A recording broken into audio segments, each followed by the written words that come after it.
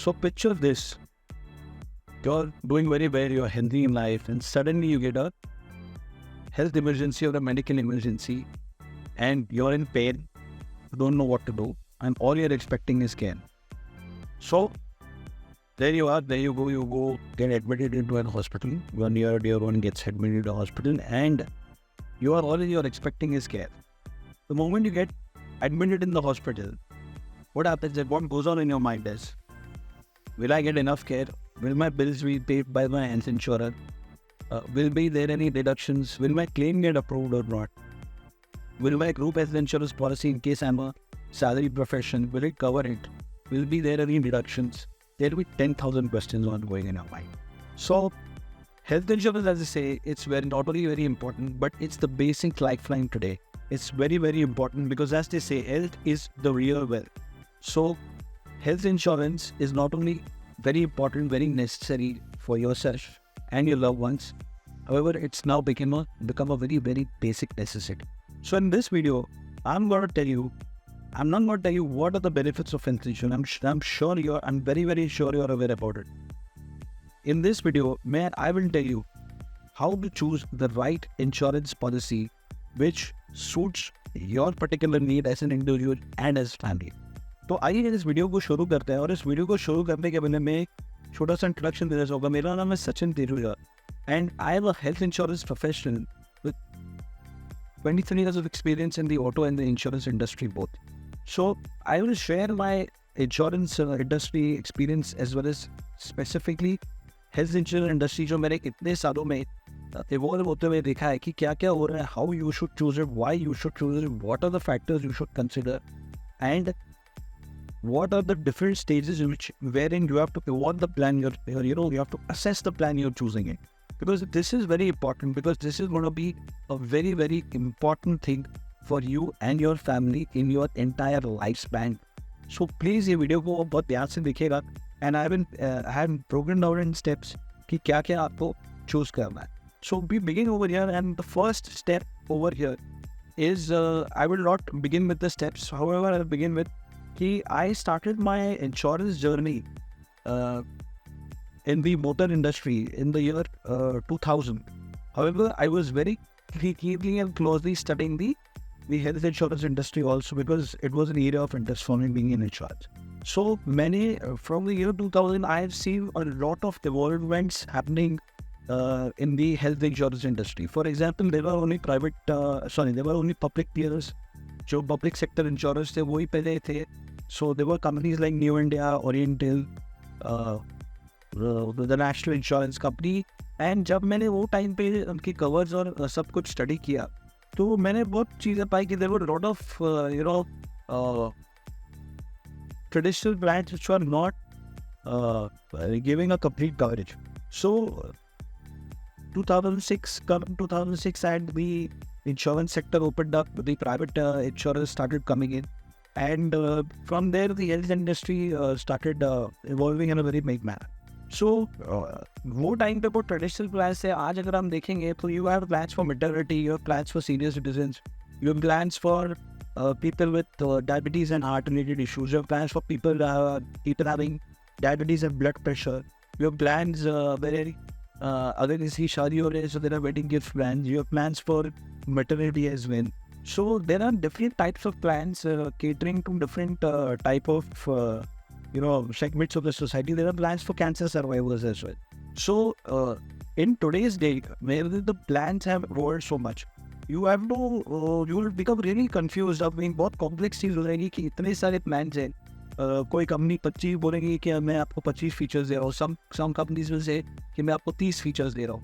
So ये बहुत ही आपके लिए बहुत ही एक कॉम्प्लेक्स एक्सरसाइज हो जाएगा, and it will be very, very difficult for you to make a choice.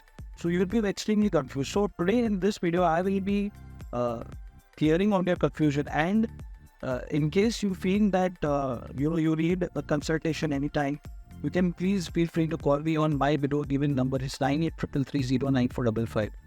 Feel free to call me anytime. I'll be more than happy to guide you, and also to guide you as to what the particular terminologies mean in a health insurance policy. So going forward, let's begin.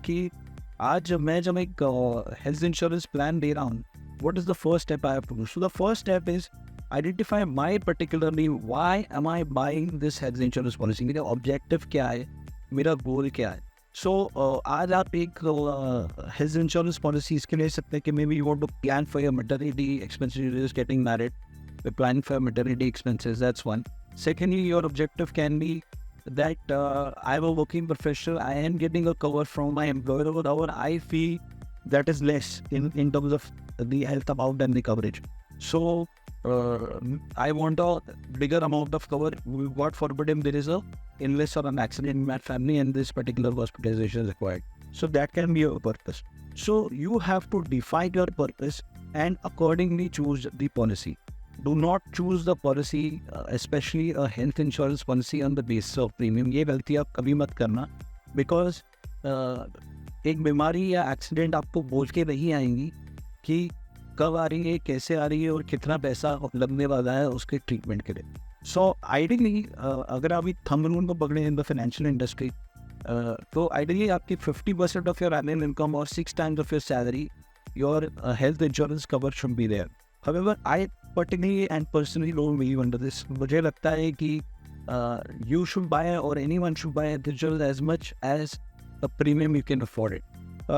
Going forward, I will always tell you that as a financial planner कि आपका जो भी health insurance का premium खर्चा आता है, the income tax rules allow you an allowance of 25,000 rupees for an individual, and if you're in case you're paying for your parents who are senior citizens, allowance of 50,000 rupees is there to cover them and take that as an expense and as a deduction from your overall eligible income in your income tax calculations. So it is any which ways, any premium which you pay, always remember, will always be beneficial to you in reducing your income tax liabilities. Going forward, as you say, 6 times या फिर 50%. Again, I say I do not believe in this sum rule. Because of the same reason जो मैंने video में थोड़ी बार पहले भी कहा कि आपको आपकी बीमारी जो आने वाली है, भगवान नहीं करे किसी को बीमारी है, ये बीमारी या एक्सीडेंट ये बोल के नहीं आने वाली. सो या ये अमाउंट डिसाइड करके नहीं आएगी. So again I am saying please buy your health insurance as per the premium you can afford. Also please decide, ideally जैसे मैंने कहा कि अमाउंट की कोई डेफिनेशन नहीं है, it should be as per the premiums you can afford. However minimum आज की तारीख में एक 10 लाख रुपीज़ का कवर होना बहुत ही ज़रूरी है for each and every family member. So this was the first step where I am able to decide what is the amount of health insurance I should be looking at. Going forward, as I said, now comes the next step, ki where and what and how can I structure my particular health insurance policy. So in एक example लेता, मैं मेरा ही example लेता हूँ कि today if I'm let's say 45 years of age and I have 3 members in my family. So अगर मैं एक calculation करूँ तो I'm 45, my other family members, my spouse का एज लेके, चाइल्ड का लेके, मैं एक पर्टिकुलर 10 लाख रुपीज़ की पॉलिसी के लिए मेरा प्रीमियम जो है लगभग 32-35,000 रुपीज़ एक बेसिक हेल्थ इंश्योरेंस कंपनी में आ सकता है. लेकिन आज अगर मैं 45 के ऊपर की एज को क्रॉस कर जाता हूँ तो वही प्रीमियम मेरे लिए एक्सपेंसिव भी हो सकता है. और वो सिचुएशन में मैं मेरे पॉलिसी का स्ट्रक्चरिंग थोड़ा चेंज करके I can go in for a multi individual policy wherein my same premium where and I am about 46, it goes up to 38 to 39,000. So in this situation, if I take it as a multi-individual policy, my premiums will again come back down to 33,000. Also, if the age gap between the first member and the second member of the family is more than 6 to 8 years, you can easily take in a multi-individual policy, because over there again the premiums will drop down as compared to a floater policy, because जो eldest member है और जो second member है उसमें age gap काफ़ी है, तो premium band दोनों का रिस्पेक्टिवली चेंज हो जाता है. तो ये आप ध्यान में रखिए कि you have to work out on cooperations depending on the age of the family members in your particular family. So this is something what you have to see in the second step कि मैं एक multi individual policy लूँ और एक या तो मैं एक फैमिली फ्लोटर हूँ. नाउ अगेन मैं आपको एक थोड़ा सा डिफरेंशिएशन यहाँ पे करके बता दूंगा कि मल्टी इंडिविजुअल पॉलिसी में the policy will be one, however the some insured, जो सम इंश्योर्ड जो मिलेगा हर एक मेंबर को वो इंडिविजुअल बेसिस पे मिल रहा है, ना कि एक क्यूमुलेटिव बेसिस पे, जबकि फैमिली फ्लोटर में आपको वो क्यूमुलेटिव बेसिस पे मिलता है. So please look in your options before and look into both the options of multi-individual as a premium and family float as a premium, and then take a decision. Now going forward, I will start with the real plan as to जब आप plan choose कर रहे हो, so what are the benefits which you will be looking at, what are the features, what are the coverages in detail, ये video में मैं आपको समझाने वाला हूँ. So the first thing is in plan benefits is जो आप कोई भी हेल्थ इंश्योरेंस पॉलिसी में देखेंगे वो इन पेशेंट हॉस्पिटलाइजेशन. तो दोस्तों इन पेशेंट हॉस्पिटलाइजेशन में 4 से 5 आपको चीज़ें कवर होती है. वो है उनके रूम रेंट, तो रूम रेंट कितना मिलेगा आपको, आईसीयू का रेंट कितना मिलेगा, डायग्नोस्टिक चार्जेस मिलेंगे कि नहीं मिलेंगे, मेडिसिन के खर्चे मिलेंगे कि नहीं मिलेंगे, नर्सिंग चार्जेस मिलेंगे और डॉक्टर के चार्जेस मिलेंगे. So you have to see very very clearly that all these 5 to 6 benefits are being given in your particular policy, and if at all, if there is any kind of terms or clauses mentioned over there, यहाँ पे कोई limits mention किए गए हैं क्या ये particular चीज़ों पे, ये आपको ध्यान से policy के brochure और wording में पढ़ना है. So this is the plan benefits which I told you about. Now secondly what you have to see is that कि more than think कि मेरे inpatient benefits जो है वो मैंने देख लिया. अभी सेकंड चीज़ मुझे देखना है कि डे केयर प्रोसीजर.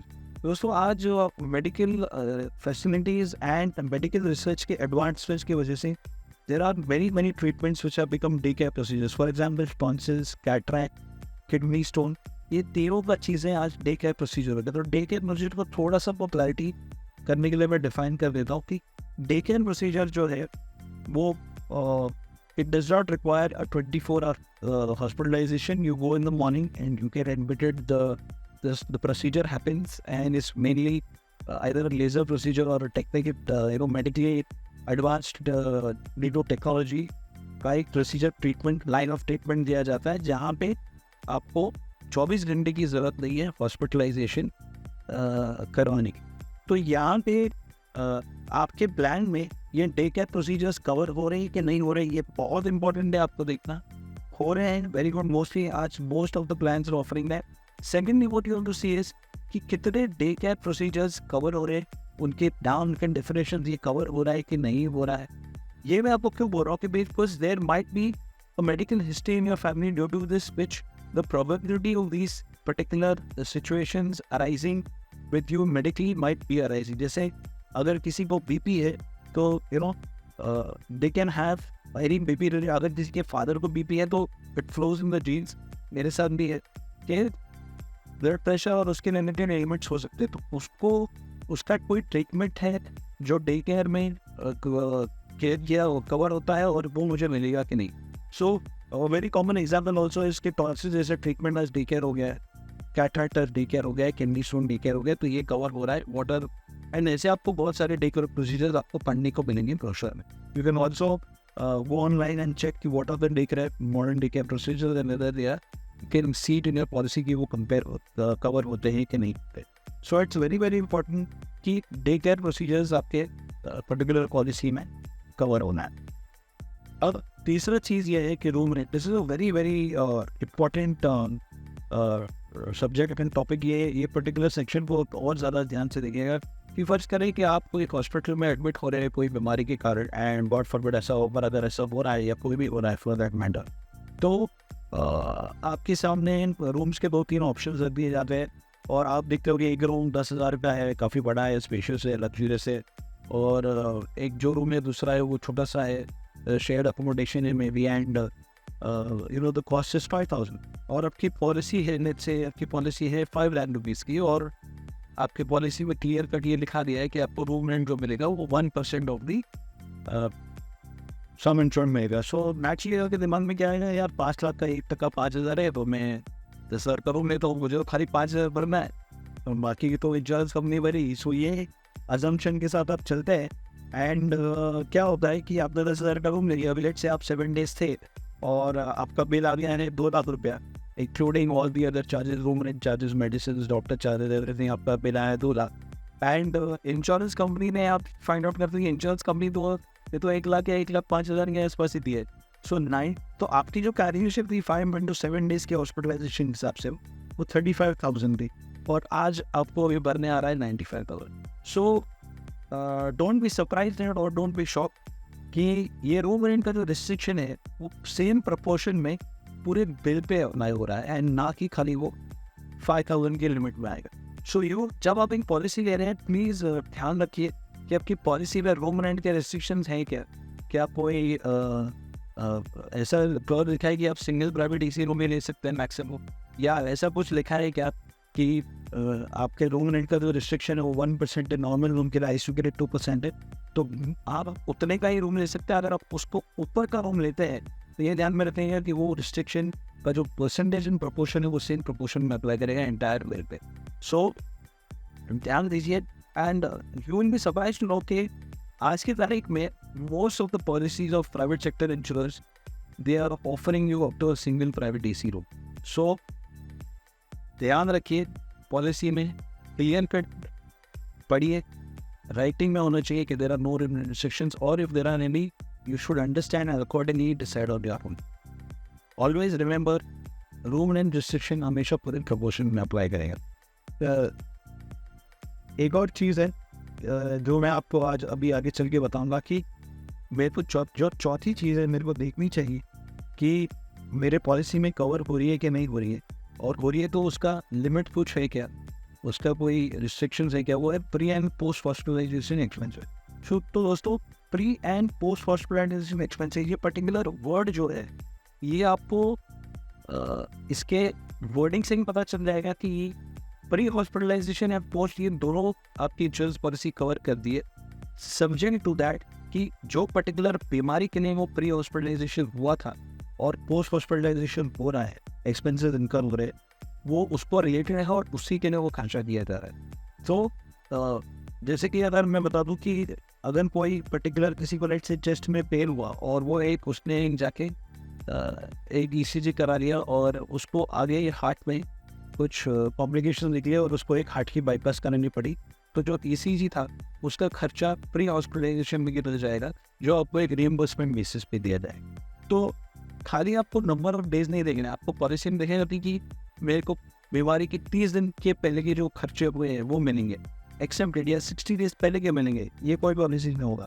लेकिन उसका अमाउंट कितना होगा, क्या मुझे सिर्फ उसका 10,000 मिलेगा, 30,000 मिलेगा, 50,000 मिलेगा, उस पर कोई रिस्ट्रिक्शन या कैपिंग डाली है, या आप तो सम इंश्योर्ड है। तो अगर आप तो सम इंश्योर्ड है वो आपकी फायदे की बात है, because those expenses nobody can determine. So similarly pre and post, ये दोनों के लिए क्या पॉलिसी में लिमिट दी गई है, पॉलिसी में लिमिट नहीं दी गई है, ये आपको चेक करना बहुत ज़रूरी।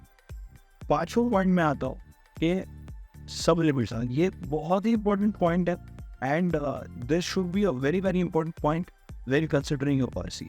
सो दोस्तों, आज आप अगर एक कोई भी हेल्थ पॉलिसी लेते हो तो there will be treatments which are completely covered without any deductions, there will be treatments which are not completely covered, उस पर कैपिंग डाला होगा। जनरली कोई companies number and line of treatments पे कैपिंग डालते हैं, एक पर्टिकुलर लिमिट या एक रिस्ट्रिक्शन डाल देते हैं या एक कैपिंग डाल देते हैं।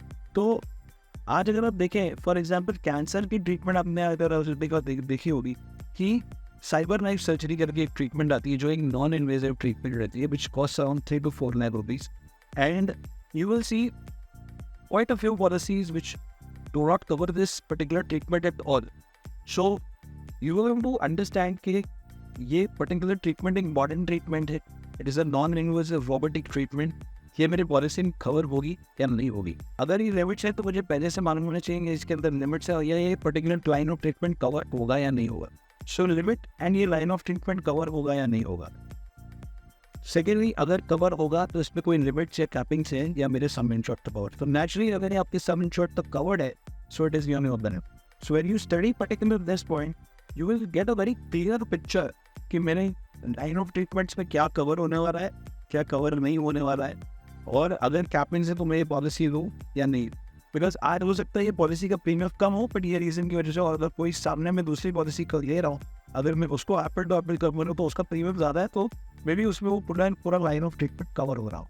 So very clear, you have to see some limits, cappings, restrictions are there or not, room rent restrictions are there or not, take care of procedures are covered or not.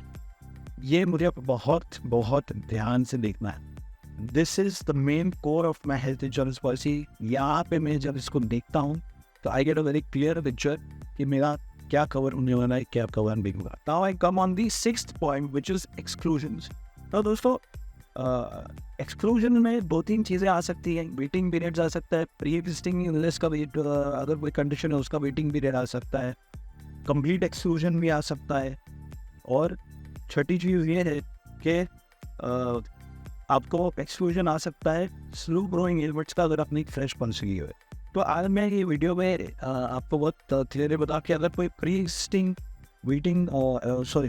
Medical condition है और आप एक fresh policy ले रहे हैं, आप कोई existing policy port नहीं कर रहे हैं, तो वो पर्टिकुलर कंडीशन के लिए इंश्योरेंस कंपनी एक वेटिंग लगा सकती है. तो फर्स्ट कराइए कि इसको अगर ब्लड प्रेशर है और वो एक नई पॉलिसी ले रहा है, तो इंश्योरेंस कंपनी, कोई कंपनी और 2 साल के लिए रुका देगी, कोई 3 साल के लिए वेटिंग पीरियड कर देगी, कोई कंपनी 4 साल का वेटिंग पीरियड लगाएगी.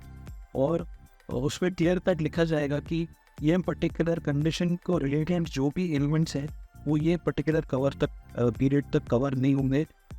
अगर अंडरराइटर में लगता है कि the particular thing can not be covered at all due to some other comorbidities और any other medical condition existing, वो पर्टिकुलर ये चीज़ को एक्सक्लूड भी कर सकते हैं. So you have to be very clear and understand कि ये वेटिंग पीरियड लगेगा, कवर ही नहीं होगा, एक्सक्लूड होगा, या कवर होगा लेकिन कितने साल के बाद होगा, ये 3 सिचुएशंस.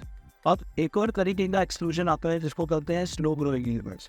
सो ये एक्सक्लूजन आपने कोई भी, अगर किसी ने भी एक नई या फ्रेश पॉलिसी ली है, ये 2 साल तक ये particular elements and medical conditions cover नहीं होंगे. सो फॉर एग्जांपल, आपका piles, fistula, hernia, knee replacement unless and until it is caused by an accident. तो एक्सीडेंट की जरूरत की वजह से नी रिप्लेस करना है तो वो कवर होगा, otherwise knee replacement natural degeneration हो रहा है नी का तो वो कवर नहीं होगा.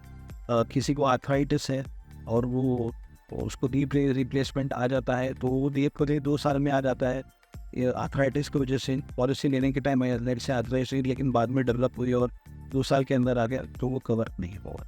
So there is a list of 20 elements which you can connect with me and know. Again, I repeat: piles, fistula, hemorrhoids, hernia, knee replacement, hip bone replacement. So 20 elements like this. 10 more you can call me. I will definitely specify that to you, which will not be covered. So ये exclusions के part आपको ध्यान में रखते हैं. Waiting periods, दूसरी बात याद रखना कि कोई पॉलिसी का प्रीमियम कम होगा, वो हो सकता है कि उसके वेटिंग पीरियड ज़्यादा है इसके लिए कम है, और कोई पॉलिसी जिसका प्रीमियम हाई है वो हो सकता है कि वेटिंग पीरियड्स उसके कम हैं. आप वेटिंग पीरियड्स को जीरो भी कर सकते हैं. There are some policies which allow you to pay a little bit of an extra premium and on that basis you can completely reduce waiting periods even to 0. So उसको in short दूसरे नाम में बताऊँ कि अगर किसी को PP है, डायबिटीज़ है, उसको वेटिंग नहीं चाहिए, डे 1 से भी कवर मिल सकती है. There is a loading on that और the policy itself goes higher. So exclusions I have told you, plan benefits I have told you, plan coverage कि आपकी प्रायोरिटी कोड होनी चाहिए कि आपको किस लिए, क्या पर्पस के लिए कवर चाहिए, ये मैंने आपको बता दिया. एंड डे केयर प्रोसीजर्स मैंने आपको बता दिया, प्लान बेनिफिट बता दीजिए. तो एक्सक्लूजन्स थे ये आपको मैंने बता दिए. Last but not the least आपको, और इसके बाद एक और पॉइंट भी है, वो मैं आपको बताऊँगा. So the 7th point which you should look at is a cashless network. Now दोस्तों, you should not look at the number of hospitals. India में टोटल 10,000 हॉस्पिटल्स है जो कैशलेस नेटवर्क में कवर होते हैं. कोई कंपनी 4,000 करेगी, कोई और 6,000 करेगी, but that is should not be your criteria. What should you really look at is कि मेरे घर के पास या मेरे ऑफिस के पास या जो एरिया में मैं, जहाँ पे मैं ज़्यादा करके मैं जोग्राफिकली प्रेजेंट हूँ, उसके पिन कोड के पास कौन से हॉस्पिटल्स हैं जहाँ पे मैं कंफर्टेबल हूँ जाने के लिए, या मुझे उसका रेपुटेशन और बैकग्राउंड वो हॉस्पिटल का पता है, या मेरा डॉक्टर वहाँ पे बेस्ड है. तो ये पर्टिकुलर 3 क्राइटेरियाज अगर हम देखेंगे तो ये हॉस्पिटल्स मेरे कैशलेस नेटवर्क में है क्या. और जहाँ तक आपका प्रेफर्ड कैशलेस हॉस्पिटल आपके नेटवर्क में नहीं है तो आपके इंश्योरेंस प्रोवाइडर के, तो please do not choose that particular insurance provider. इसका रीज़न ये है कि आज अगर आप एक नॉन नेटवर्क हॉस्पिटल में जाते हैं ट्रीटमेंट लेने के लिए, खुदा ना खास्ता अगर वो हॉस्पिटल ब्लैक लिस्टेड हो गया है इंश्योरेंस कंपनी की वजह से for any kind of wrong malpractices, आपको वहाँ पे एक रिइंबर्समेंट क्लेम भी नहीं मिलेगी। So let me tell you, claims are of two types. One is a cashless जो नेटवर्क हॉस्पिटल जो इंश्योरेंस कंपनी के साथ टाइप होता है, हॉस्पिटल का इंश्योरेंस कंपनी का टाइप होता है, mutual agree terms of that, तो वहाँ पे आप ज़रूर जाइए क्योंकि वहाँ पे आपको एक स्मूथ कैशलेस सेटलमेंट मिलने की ज़्यादा चांसेस हैं। जहाँ पे लेट्स से एक हॉस्पिटल है, आप वो एरिया में हो या आप उस घर के पास हो और उसका अनफॉर्चुनेटली टाई अप नहीं है, you can choose that as a reimbursement hospital, but over here you have to be very careful that it should not be a blacklisted hospital or an unrecognized hospital. अगर ये दो चीज़ें होती है, आपने यहाँ पे ट्रीटमेंट कराया, आपको उसका क्लेम 100% भी मिलेगा इंश्योरेंस क्लेम नाम पे। सो आपकी जो इंश्योरेंस कंपनी का जो कैशलेस नेटवर्क है वो आपको आपके इंश्योरेंस कंपनी के वेबसाइट पे आपके फ़ोन में आप उसका एप्लीकेशन डाउनलोड कर सकते हो। ये दोनों जगह आपको मिल सकता है। आपका एडवाइज़र भी आपको डाउनलोड करके दे सकता है या वो आपको एक सजेशन में लिखा होगा भेज सकता है। ये ध्यान बहुत ज़रूर रखिएगा कि कैशलेस हॉस्पिटल नेटवर्क में आपका इंश्योरेंस प्रोवाइडर का होना ज़रूरी है। दूसरी चीज़ ये है कि आपको ये देखना है, जैसे मैंने बोला नेटवर्क में, तो बीच में एक ऐसी चीज़ हुई थी कि मैक्स हॉस्पिटल्स की पॉलिसीज़ मैक्स नीवा पर जब वो मैक्स पर था तो वहाँ पे एंटरटेन नहीं की जा रही। तो यहाँ में बहुत वियर्ड चीज़ें हो सकती है, आपको बहुत ध्यान में रखना है कि यहाँ पे बहुत वियर्ड चीज़ पे show to be very careful, have to see very check thoroughly कि हाँ मेरे घर के पास या ऑफिस के पास या जो हॉस्पिटल में मैं कंफर्म हूँ यहाँ पे ये पर्टिकुलर इंश्योरर इसको कैशलेस नेटवर्क प्रोवाइड करता है। अब दूसरी चीज़ ये देखने की ये लिस्ट जो है कैशलेस नेटवर्क की ये कंटिन्यूसली अपडेट होती रहती है। So you have to download this list and see on your phone from the application or go on to the insurer website, आपको वहाँ पे क्लियरली दिखेगी। आपके एडवाइजर को बोल दीजिए आपको लिस्ट दे देगी। So don't do this mistake again and again I'm telling you of going into a blacklisted hospital। Fourth thing, आप रीएम्बर्समेंट करा सकते हैं, बहुत अच्छी बात है। रीएम्बर्समेंट के दौरान आपको जैसे मैंने कहा वो रिकग्नाइज हॉस्पिटल होना चाहिए। सब डॉक्यूमेंट्स संभाल के रखिए, आपका discharge summary, bill, receipts originals में रखिए बिकॉज ये आपको सबमिट करने होंगे इंश्योरेंस कंपनी में along with the claim form, और उसके बाद आपको क्लेम सेटल होगा और आपके अकाउंट में पैसा आएगा। सो ये था with related to cashless network. So I hope आपको ये वीडियो काफ़ी पसंद आया होगा, आपके फ़ायदे का होगा। और जैसे कि मैंने कहा ये पर्टिकुलर पॉइंट्स को ध्यान में रखिएगा। एंड लास्ट में आता है प्रीमियम। सो प्रीमियम आप कैसे बचा सकते हैं ये मैं आपको बताऊंगा। प्रीमियम में आप क्या क्या तरीकों में बचा सकते हैं, आप कैसे कवर को बढ़ा सकते हैं, प्रीमियम कम कर सकते हैं, वो भी मैं आपको बताऊंगा। तो जैसे ही आपने एक पर्टिकुलर पॉलिसी को चूज़ कर लिया, उसका premium okay, you are ready to make the payment, so you can save on premiums by paying for 2 or 3 years together, you get a certain amount of discount। कोई company 5% देती है, कोई 3 साढ़े 7% भी देती है। सो इफ़ आपने premiums cumulatively भर दिए तो आपको डिस्काउंट मिल सकता है, दैट इज़ व्हाट। सेकेंडली, आपके सिविल के बेसिस पे भी आपको हेल्थ इंश्योरेंस में डिस्काउंट मिल सकता है। The insurer will run the CIBIL and if your credit score is good, there are chances even in health insurance and you can get a CIBIL based discount. So this is the second बात। Third thing है कि अगर आपने आपकी क्या कहते हैं कि आपने लेट्स से सेम कंपनी को लंबे समय तक चलाया तो आपको एक लॉयल्टी डिस्काउंट में मिलता है। छोटी चीज़ है कि कहाँ पे आप प्रीमियम बचा सकते हैं। There are companies for keeping सब नजदीक वॉक कर रहे हैं, एक्सरसाइज कर रहे हैं लगे रही, और आप उसको एक एप्लीकेशन के द्वारा रिकॉर्ड करते हैं। जो इंश्योरर का एप्लीकेशन है वहाँ पे वो डेटा रिकॉर्ड होता है और आपकी हेल्थ मेंटेन हुई रहती है। So you do get points for walking, you do get points for remaining healthy, which reduces your renewal premium or